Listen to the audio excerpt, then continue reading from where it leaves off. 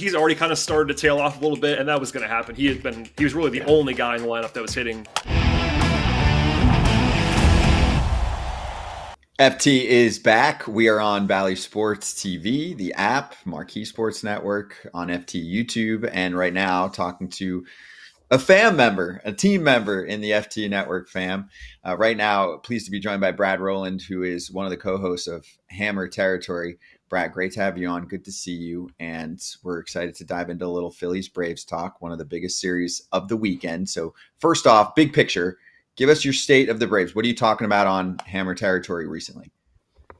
Yeah, it's maybe like the least inspiring 47-38 team you'll ever see. Like, they're not as bad as it might feel right now, but part of the curse of being as good as they've been for as long as they've been is that when they're not winning the division and they're not scoring runs and they're not winning every other night or more than that, people get really frustrated, and like they're objectively in fine shape, big picture, but the Phillies are red hot and the Braves are not scoring runs. That's been probably the number one topic of discussion around the Braves this entire season so far after the historic, and it really was historic, season last year. They just haven't been able to have that same firepower, and some of that's maybe Ronald Acuna not being there, but that's not all of it. It's been guys who are usually star-level players not playing that way, and it's been, around the team is still fairly upbeat, but no one's thrilled with the way things have gone so far.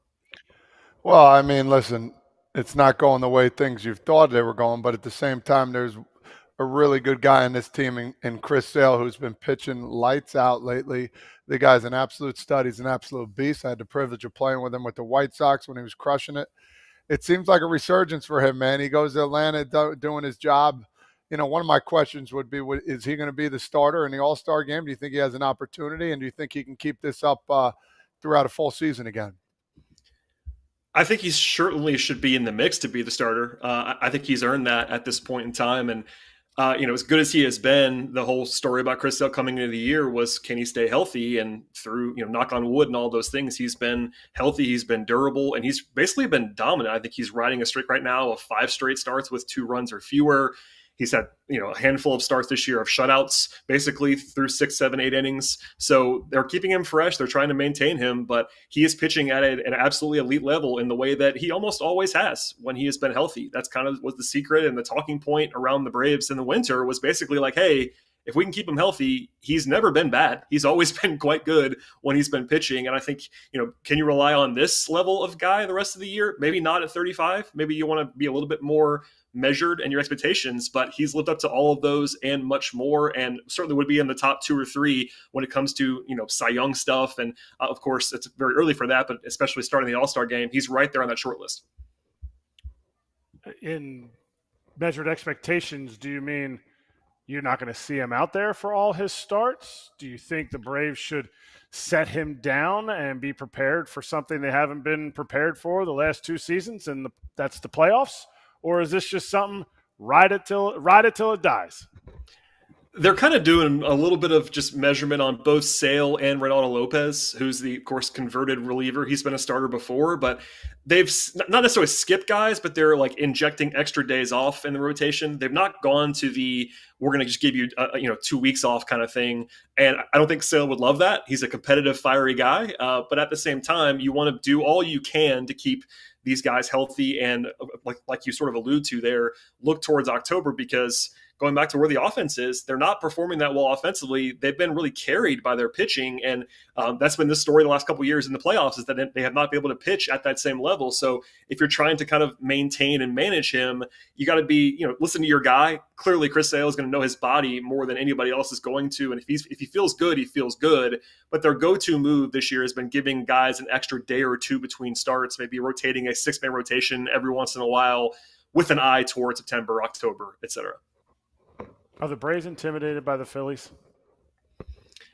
I don't think so, but maybe we'll learn a little bit more this weekend. They actually, it feels like it was a lifetime ago, they did go win 2 of 3 in Philly back at the beginning of the season, and scored runs in those games. And, the playoff stuff is going to loom until it doesn't, if that makes sense. I think that you could do anything you want to in the regular season, but especially when you're running into the same kind of team, that roadblock in October, that will be what hovers around you until you get by it.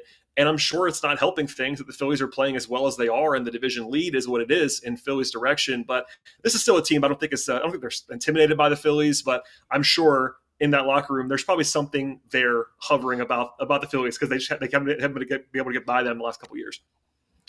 So let's talk trade deadline for a moment. What do you want? And I actually felt like they were going to make a very tiny trade amongst some bigger ones for Eddie Rosario, but they didn't have to do that because he got cut. So they got him for free. So thoughts on that little ad and what's next? Yeah, I think it was the most predictable signing of all time. The minute that Eddie got waived by the Nats, I think everyone assumed he was going to be back in Atlanta in some form. There are just certain guys, certain organizations. Jesse Chavez is one. Everybody just seems to come home at the end of the day for the Braves. Eddie's been rough, but of course he's a playoff hero. That's it's a minor league deal. I don't know if it's going to pan out to anything, but he's been on my radar for a while. But yeah, the outfield, speaking of Rosario, the outfield is a huge, huge question mark right now in the absence of Acuna. Michael Harris has been hurt for a few weeks now, and they're running out guys who they don't want to be running out, candidly, in their outfield at the moment. So that's the area that I think you have to circle as far as a spot to maybe address at the deadline. Perhaps Eddie helps with that, but I don't think that could be your major move. That's certainly a secondary kind of thing. And I know that Alex is always looking for pitching. I mean, everybody is, but this team tends to add a reliever. They don't necessarily, quote unquote, need a reliever, but every year they kind of haven't needed a reliever, and they've done it anyway because you can't have too many of those guys that you want to use in a playoff setting. So the big thing is the outfield for sure, but maybe shortstop would be the other spot because Arcia has been struggling all year long, especially at the plate. So there are areas, in contrast to where they kind of were last year, where there really weren't huge areas to upgrade on paper. This time around, that is not the case. So are they going to send up a bat signal to Kevin Pillar? I mean, is that how it works? Is that how it works with Alex Anthopoulos? He's just like, he throws the bat signal up and he's like, if you ever played for the Braves or the Blue Jays, we'll send the bat signal up and you come back home and play for me again. However he seems to do it, yeah. I think Adam Duvall is already on this team, or I've been making the Adam Duvall joke. He's already come back a few times in that same way. Rosario now, Pillar would be a very obvious name to that end. It's not always that, but it seems like there are just some guys that are more depth pieces on most teams, but they end up coming back. And Rosario, especially the legacy of that 2021 team, that was a no-brainer for them to at least call him if there was no other market for him. So yeah, Pillar would be another one.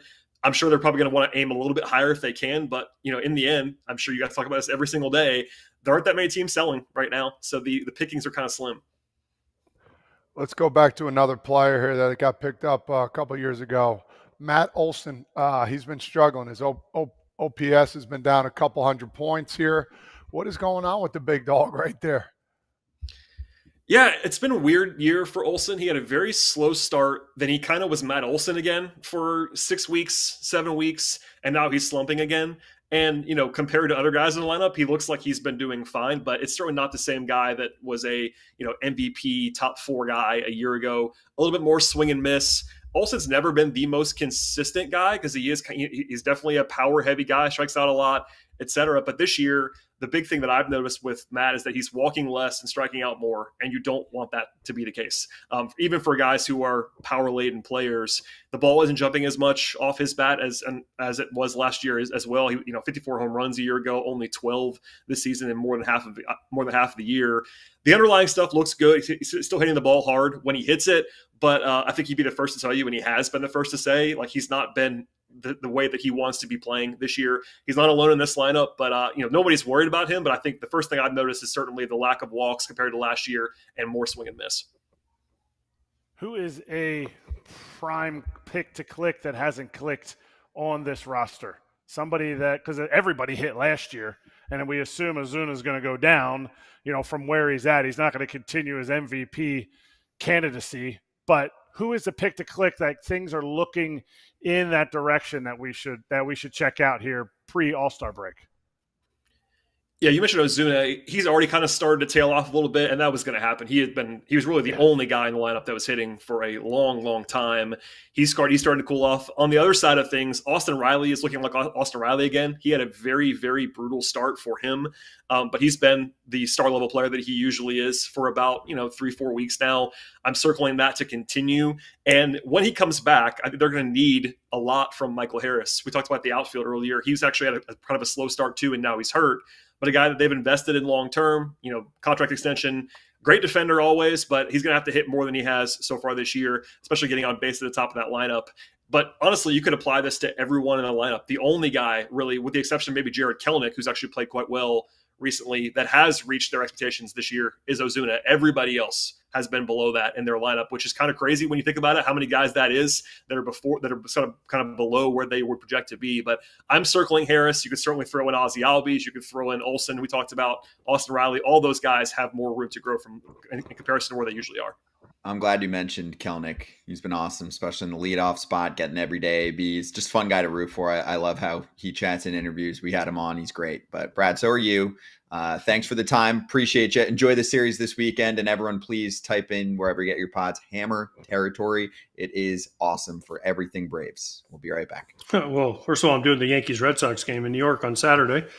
And then I'm flying to Chicago to do the NASCAR race. And I'm still waiting on whether it's Claudia, whether it's Scott, whether it's Mark, one of our producers, to figure out how they're going to get me in the pace car or have me drive a race car around this thing. But other than that, I'm going to be at NASCAR Chicago with Kip and Alana, and we're going to have a good old time. We're probably going to sweat a little bit. We're probably going to drink a little bit, and we're going to have a good time. Yeah, Alana, as you know, probably from Dodgers territory or from Fair territory, even being on foul with us, likes a good glass of wine. So if you can set her up with a nice glass of wine for the show, that would be great. And you can get your tickets right now at NASCARchicago.com. Again, that's NASCARchicago.com. Our show is going to be 11 a.m. Central Time. We'll stream it live on the FT YouTube channel like we do. And we will also be there, of course, with Kip and AJ and Alana. So Kratz and me will be watching. We'll be watching on YouTube. Hey, everybody. Be sure to like and subscribe for more content. We're back here every weekday, all year long, so do not miss an episode. The videos are coming in all day. Here's another video you might enjoy. Baseball the way it should be covered.